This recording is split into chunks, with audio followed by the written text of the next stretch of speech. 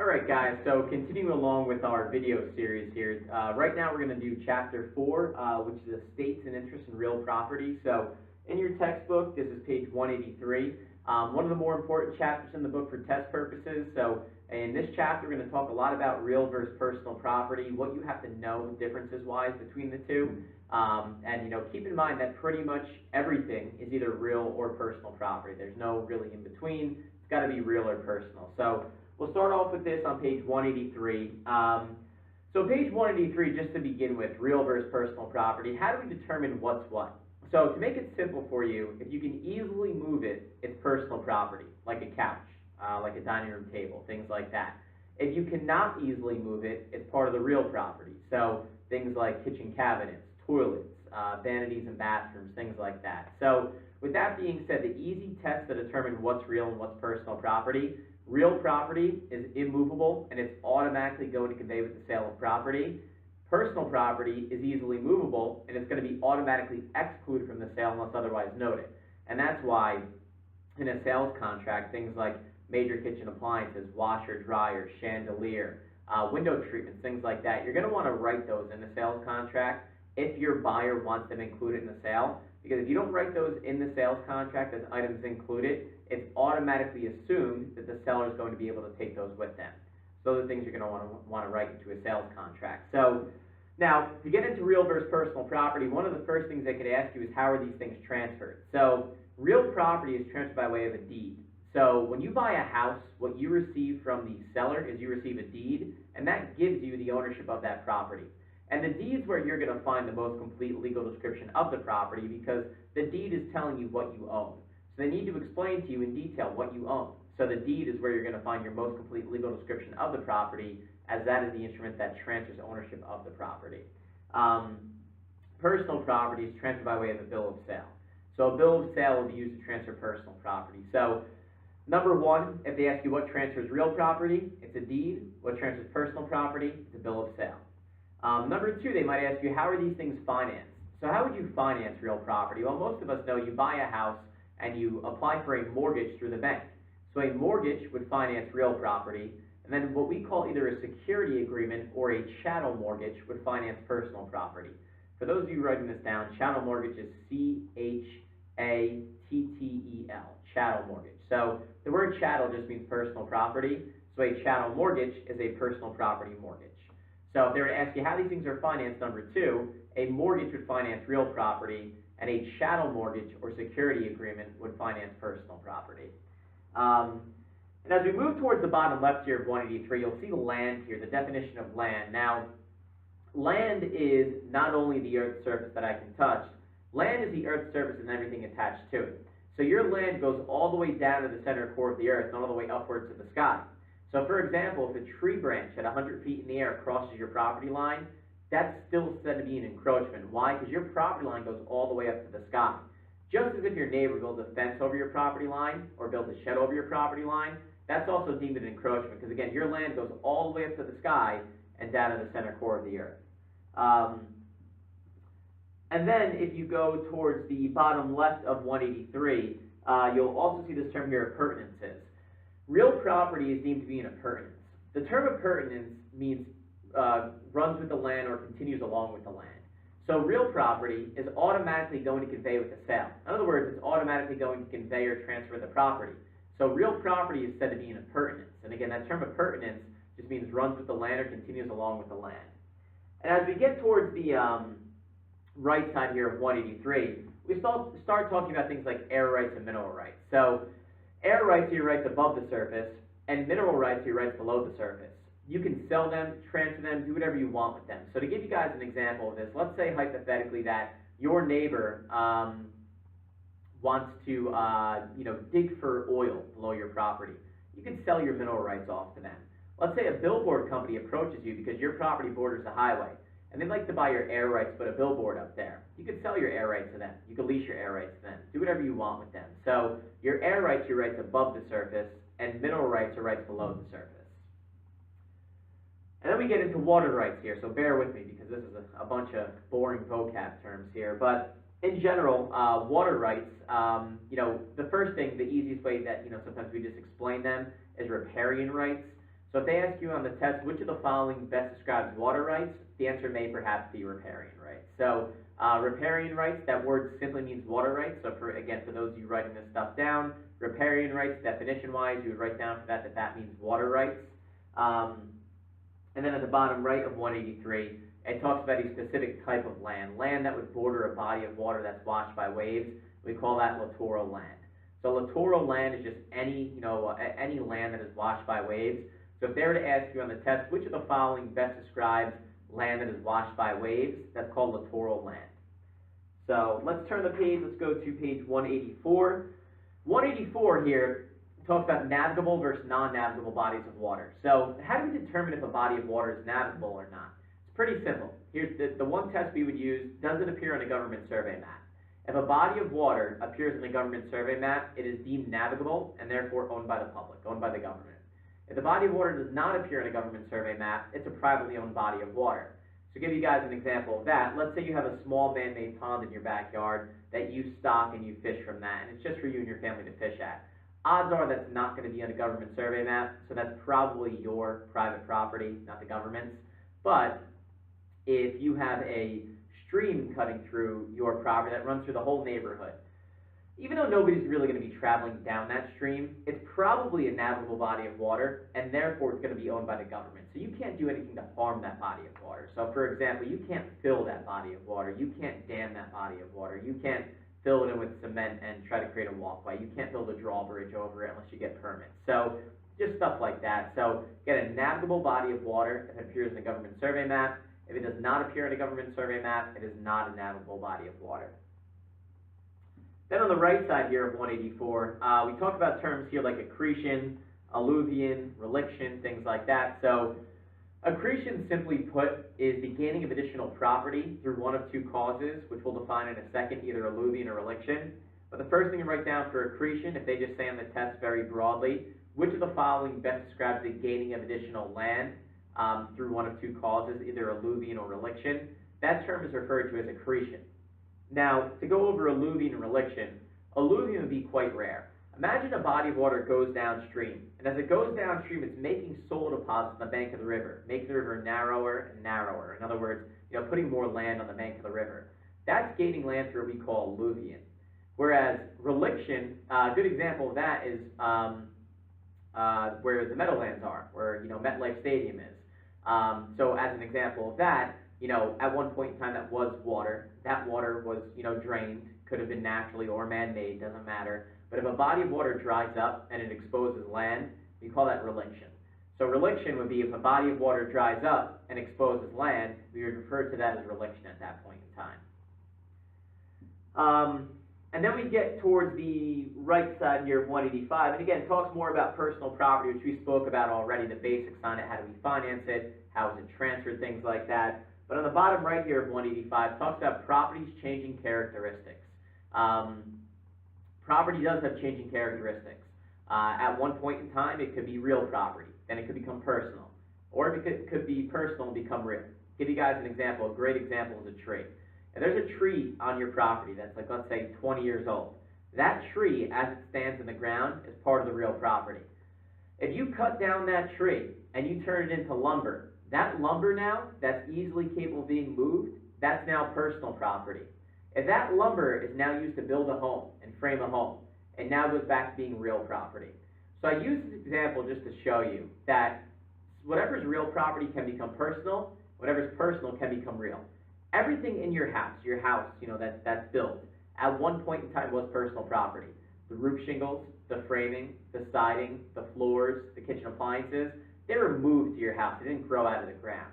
So again, property does have changing characteristics. Personal property can become real property, and real property can become personal property. Now, the bottom right here of 185, last but not least, talks about mobile home sales. In regards to mobile home sales, I would say the number one thing to know for that is that if you are involved in selling mobile homes in New Jersey for a commission, you would have to have a real estate license, number one. And number two, you cannot sell brand new mobile homes. We as real estate licensees can only be involved in the resale of mobile homes for a commission. So if they were to ask anything about mobile home sales, we as real estate licensees may only be involved in the resale of mobile homes for a commission. So let's turn the page here. Let's go to page 186. And 186 on the bottom left, you're going to see the section titled Plantings. So plantings, you have two types of plantings. We have perennial and annual plantings. Anybody who's familiar with gardening and things of that sort, you know perennial plantings come back year after year after year. So anybody familiar with those types of plantings, those are like your shrubs, your bushes, things like that. So if you have like a rose bush, if you have a Japanese maple tree, if you have boxwood shrubs, if you have arborvitaes, those are shrubs. Those things come back year after year after year. They don't require annual cultivation because they don't go away. They are there whether you annually cultivate them or not. What I mean by cultivate is like plant them essentially every single year. Whereas annual plantings, they require annual cultivation. They require you plant them every single year. So good example of that would be like a tomato garden. You plant your tomato seeds on May 15th every single year. If I plant my tomato seeds on May 15th, 2018, that tomato garden is going to most likely die the first frost in, let's say, October of 2018. May 2019 rolls around, those tomatoes don't just automatically regrow. I would have to replant at that point in time the tomato seeds, hoping that they would grow. So with that being said here, perennial plantings, being that they come back year after year and they stay in place, they're a part of the real property. And being that they are part of the real property, they automatically convey with the sale of the home. Now, here's what's really unique about the annual plantings, like your tomato garden.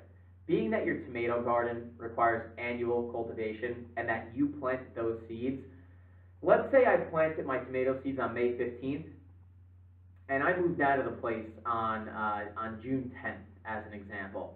Well, my tomatoes might not be coming in until July.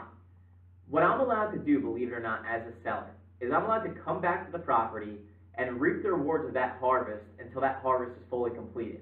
And my right to do so is called my emblement right. So emblement right is the right of the seller, the person who planted the crops, to come back to the property after they've already sold, come back to the property and reap the rewards of the harvest until fully completed. So that's the crazy unique part about annual plantings. They have those emblement rights along with them, which allows the seller essentially to come back to the property even after they've sold to reap the rewards of the harvest until fully completed. So that's the emblement rights here. So that's on the bottom left of 186. On the right side of 186, we talk about fixtures here. So fixtures, if you read the definition in your book, it's a good definition to highlight. I would highlight it. It says, it's an article or item of personal property that has become affixed to the real property in such a manner that it's now part of the real property, basically. So good examples of this would be your kitchen cabinets, would be your center island in your kitchen, would be if you have custom built-in shelving, would be your sink in your bathroom, your toilet in your bathroom, your bathtub in your bathroom. So things like that, those are fixtures. Those automatically convey with the sale of property. Fixtures are part of the real property. They automatically convey with the sale of the property. And then on the bottom right here of 186, it goes over some tests that we can use to determine whether or not something is a fixture or not. The first test it mentions is the method of attachment. So to give you a good example of the method of attachment, so is this object attached in such a manner that it would cause considerable damage if it were to be removed? So a good example of this is kitchen cabinets. Can I just take kitchen cabinets off the wall without causing much damage? No, so they're part of the real property. However, let's say my coffee table in my living room. Can I easily move that out of the house without like destroying the house? Yes, absolutely I could, no problem. So that's part of the personal property. So that's like a simple, easy test. Number two, adaptation of the article to the property. Was this made custom for this property? So I'll give you guys a good example of this. Your back deck, let's say. Let's say you have your back deck, you cut out a hole in your back deck so you could fit a hot tub or jacuzzi flush with the deck. So this way if somebody was walking on the deck, they would fall into the hot tub. Well, that hot tub, being that it's cut into the deck, that's now going to stay with the property due to the adaptation of the article to the property. Whereas if you just had a hot tub sitting on a back patio, it's not cut into a deck or anything like that, you could easily just empty it and take it with you. So then it's part of the personal property. So that's test number two here. Number three, relationship of the parties. Who placed it? Did the owner place it or the tenant? Obviously, if the owner placed it and they're trying to figure out is it real or personal, they'll probably err on the side of it saying, hey, the owner placed it. They probably meant for it to stay with the property because they were the owner. They'll probably err on the side of that being part of the real property. Whereas if the tenant placed it, they might say, you know what, the tenant placed this. Their thought was probably to take it with them when they happen to leave. So that's a weak test, but it's another test that you can use. But number 4 here, this is by far like the number 1 test you can use, and that is intention of the parties. How do you know what the intention of the parties was? It's pretty simple. What did the sales contract say? Did the sales contract say that, for instance, the kitchen appliances were going to be included in the sale? Everybody signed off on it. Or did the sales contract not mention the kitchen appliances and everybody signed off on it? Because here's the thing. The sales contract said kitchen appliances included in the sale. Buyer and seller signed off. Guess what? The kitchen appliances are included in the sale. However, if the sales contract did not mention the kitchen appliances and both buyer and seller signed off on that, kitchen appliances like a refrigerator, we could easily move that out from a wall. We're not going to cause a lot of damage. In that case, those kitchen appliances won't be included in the sale because they weren't mentioned in the sales contract. So things like major kitchen appliances, washer, dryer, chandeliers, window treatments, if you want those included in the sale, you better write them into the sales contract, because if you don't, it's going to be assumed the seller can take those with them when they leave. So this all kind of circles back to this term called the parole evidence rule. You probably write that down. So parole evidence rule, what that basically means is that whatever is written in the sales contract will take precedence over anything that you guys agreed upon verbally between the buyer and the seller.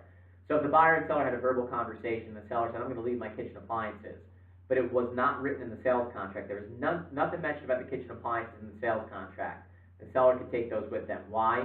Whatever's in writing takes precedence over anything agreed upon verbally. So, and that's essentially what the parole evidence rule states. Then on the left side here of 187, we talk about trade fixtures. So trade fixtures, they are fixtures, but they're fixtures specifically used in the course or trade of business. So a trade fixture is a fixture, but it's used specifically for the course or in the trade of a business. So let's say we have a hair salon. We have hair sinks in this hair salon. So these hair sinks are obviously, built into the ground for plumbing purposes because we have to have water coming out of them. So they're fixtures, but they're used specifically for the course of that business, the trade of that business, washing hair, right? So as a tenant, when I vacate that space, I could take those trade fixtures with me. Even though fixtures are supposed to be included in the sale, trade fixtures are different because they're used for the course of the trade or in the trade of a business.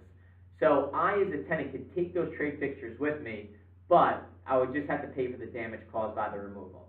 So if they were to say what type of fixtures might be used in the course of a business like a hair salon, like hair sinks, where the tenant is allowed to remove them when they vacate, but they must pay for damage caused by the removal, that would be a trade fixture, as an example here.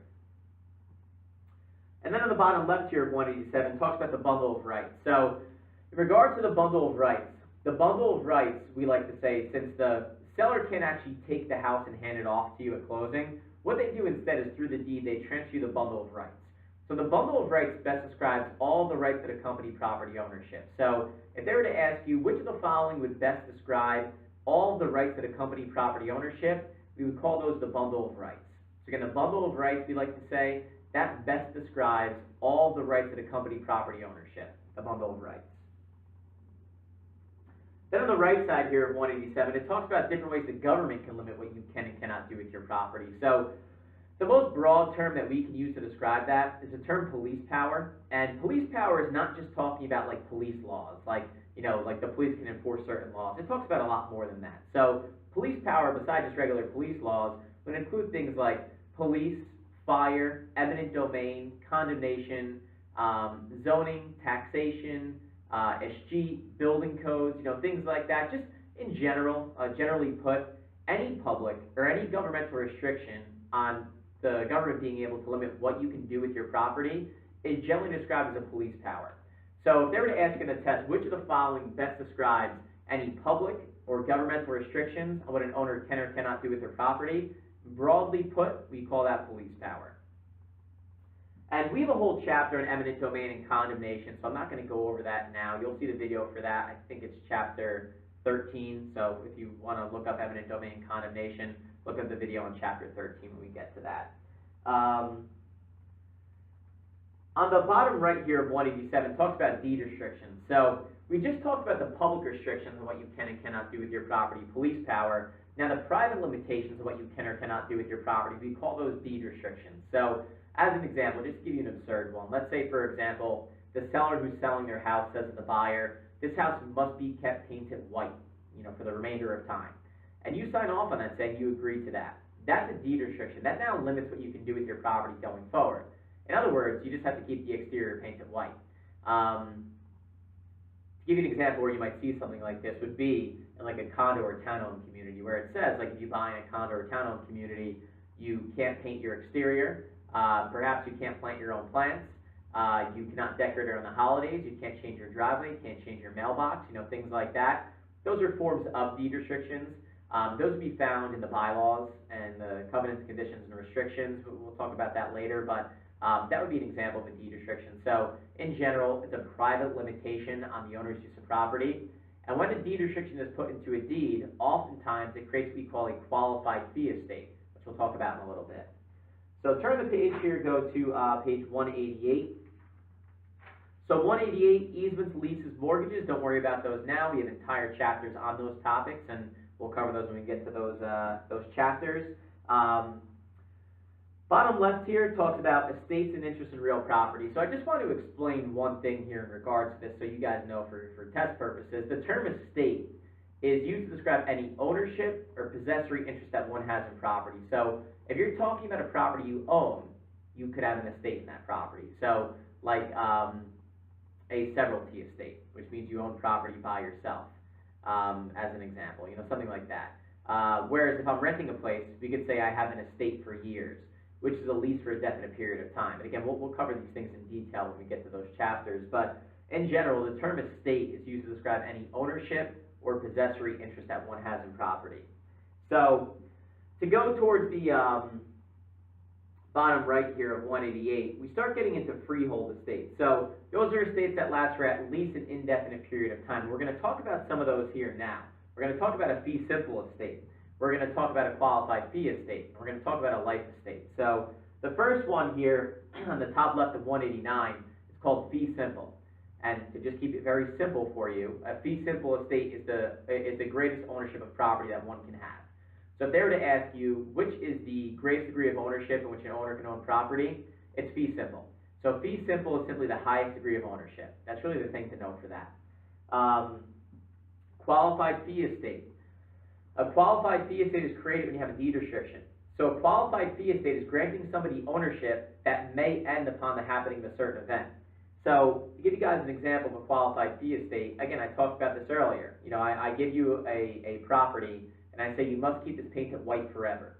So if you happen to ever paint the house, let's say red, I can come in and try to enforce that deed restriction and take the property back. So in regards to a qualified fee estate, they'll either call it qualified fee estate, conditional fee estate, determinable fee estate, and I think those are all bolded on the bottom left of 189. That is granting somebody ownership in property that may end upon the happening of a certain event. That would be the definition to know for that. And on the top right of 189, you'll see terms like defeasible and indefeasible there. Defeasible means capable of being defeated. So like a qualified fee estate, it's very capable of being defeated. Somebody violates that deed restriction, their interest will be defeated in the property. Indefeasible means incapable of being defeated. An example of that would be like fee simple. If I have a fee simple ownership interest, that's the highest degree of ownership, it's incapable of being defeated. That would be a good example of that. Then if we go to the right side here of 189, we talk about terms like a life estate. So for a life estate, that's granting somebody an interest in property measured off of their life. So for instance, if I were to give John Smith a life estate, it would basically say, John Smith, you can do whatever the hell you want with this property as long as you're alive. You can decide to live there, you can make renovations on the place, you can rent it out to somebody else. In fact, you can even sell your life estate interest to somebody else. But if you sell your life estate interest to somebody else, guess what happens once you die? It comes right back to me. So when I grant somebody a life estate interest, I'm giving it to them, and they can do whatever they want with that property as long as they're alive. They can rent it out, they can sell their interest in the life estate, they can renovate the house, they can live there, again, do whatever they want. But as soon as they die, that property reverts right back to me. In other words, I, as the grantor who gave the life estate, I have what we call a reversionary interest, which means when that life estate comes to an end, the property is going to revert right back to my possession at that point in time. So that's the life estate interest there. And, I guess one more thing to note for the life estate, there's a unique type of life estate where, let's say I'm the grantor and I give John Smith a life estate, but I measured off the life of Jane Doe. That's called granting a life estate per attribute, which means a life estate granted to one person measured off the life of another. So if I grant John Smith a life estate measured off the life of Jane Doe, John Smith can do whatever he wants with that property. Live there, rent it out, sell his interest, renovate the house, do whatever he wants, as long as Jane Doe's alive. Once Jane Doe dies, who does that property go back to? It goes back to me. I still have that reversionary interest. So that's an example of that for the life estate there. And on the bottom right of 189, it talks about how could a life estate be created. Simply be created by grant, which means like I could just grant John a life estate. John, I grant you a life estate, do whatever you want with the property. I grant you the life estate. The reservation, to give you guys an example of that, let's say, and the example I like to give for this, if I understood correctly, because I didn't read too much in detail on it, but Hugh Hefner. Hugh Hefner apparently, as I understand it, a couple of years, maybe a few years prior to him dying, he had sold a Playboy mansion. But he reserved himself a life estate in the property, which meant that he could live there until he dies, as an example. So whether it's Hugh Hefner, whoever the heck it happens to be, just, if you sell the property perhaps, but you reserve yourself the right to stay there, for the remainder of your life, that's creating a life estate through what we call reservation, as an example. So you can reserve yourself a life estate in a property. All right, and if you turn the page here, go to page 190. On 190 here, it starts talking about wills. We're not going to go over that now. We have a whole chapter where we talk about wills and stuff like that, so I'm not going to go over that now. Talks about dower and curtsy in chapter 6. We're going to do, that's the chapter on dower and curtsy. We're going to do that in chapter 6. But one thing I do want to point out, about halfway down the left side of page 190, you'll see a bolded term there, remainderment. And I want to explain what that means. So for example, let's say I, Kyle Kovats, give John Smith a life estate. But I say, John, listen, when you die, I don't want this property back. Once you die, I want it to go to Jane Doe. I would be naming Jane Doe as a remainderman. She's a named third party who gets what remains after that life estate in this example comes to an end. So I would say probably the key phrase for that is a named third party. So in a life estate, if I grant John Smith a life estate, but I say when you die, give it to Jane Doe. I don't want it back. Jane Doe is a named third party. It's going to go to Jane Doe upon his death at that point in time. Jane Doe gets what remains. Jane Doe is the remainderman. So again, a remainderman is a named third party who gets what remains after a life estate comes to an end. And then on the right side here of page 190, it talks all about leases. And again, chapter 18, if you guys haven't watched that video, you can watch it. It's the video all on leases, so I'm not going to go over that with you guys now. So chapter 4, pretty important chapter for test purposes. Obviously, you have all the practice questions at the end of the chapter here to do now. As always, all the answers are also in the back of the book. So as you're quizzing yourself, you can check the answers in the back of the book as well. So that does it for chapter 4 here. Hopefully you guys got some value out of this video. Again, I know I do this at kind of a fast pace. That's the purpose of this. You guys can pause this video. I think through YouTube you could actually slow down the pace of it too if you needed to. But in general, just a big review of chapter 4. So hopefully you guys found this valuable. And if you guys have any questions, as always, feel free to reach out to me. My email is simple. It's kylekovats@gmail.com. Thank you guys.